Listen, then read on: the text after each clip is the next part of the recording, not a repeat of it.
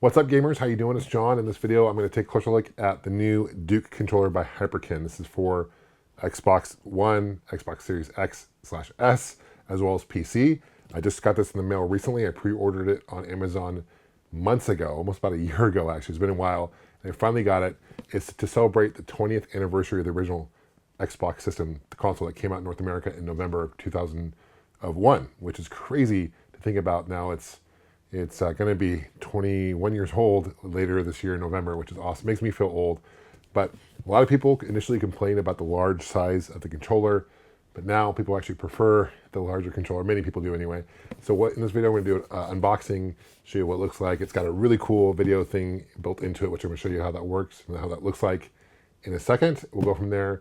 Let me know what you guys think of the original Duke controller. I'll also explain kind of how the name, the term Duke came about here in a second as well. Thanks for watching, guys. Okay, I'm gonna show you the box real quick. Here's the front, other side, love the logo, 20th anniversary. Xbox to me was just a really great console. It obviously was the first one to get Microsoft into the console market, so it was a very important one. It did fairly well for them. Obviously, they released the 360 after that, and then the Xbox One, and now the Xbox Series XS. So I'm gonna open it up.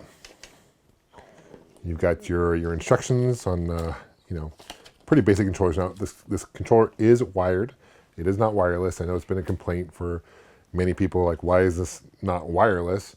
My understanding is that the only wireless controllers for the Xbox is first party by Microsoft, right?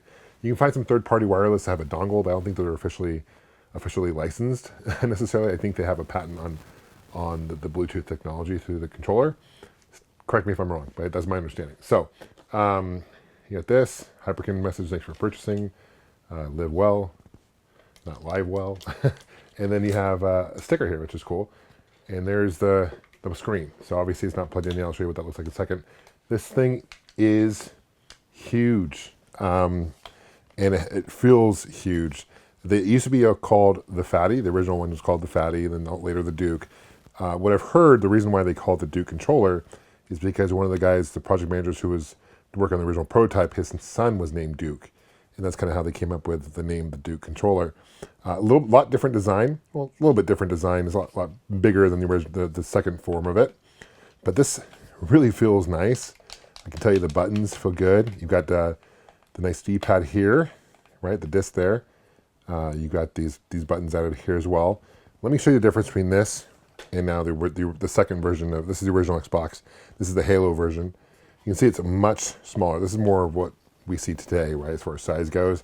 They move the buttons around a little bit more, and it's just not as thick, right? But I still like the feel of this. Really, really cool. Let's see what else it comes with. A nice cord, USB-C, okay. And, oh, you got this packet here. This is my favorite. This is the silica gel. I'm just joking, but I don't know why it always comes with that. But let's plug this in and show you what it looks like. Thanks, guys. Okay, so I have it plugged into my Xbox Series X console. If you have an Xbox One or PC, you can plug it in as well. It's about a 6-foot cable. It's pretty sturdy. I mean, sturdy doesn't mean like it won't really kink or anything like that, which is nice. Has USB-C connection on one end, USB on the other.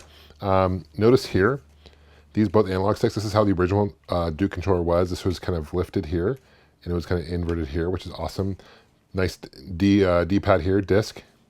Black, white buttons. These buttons here in the corner, the R&B, these act as black and white as well, these shoulder buttons. Of course, you have the triggers here, LT, RT. And this is your back, this is your start. This is a new button that wasn't on the original one because you have to capture. You couldn't do that on the original one, right? So that's new. Check this out here, though. If you push this, or whenever you start the system, check it out. It's a boot up screen for the original Xbox. How cool is that? There's no sound effects or anything like that.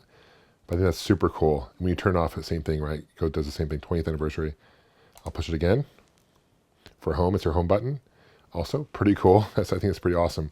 Buttons control great. I have big hands anyway, so for me, this thing feels natural. If you have smaller hands, I suppose it's probably not the right controller for you.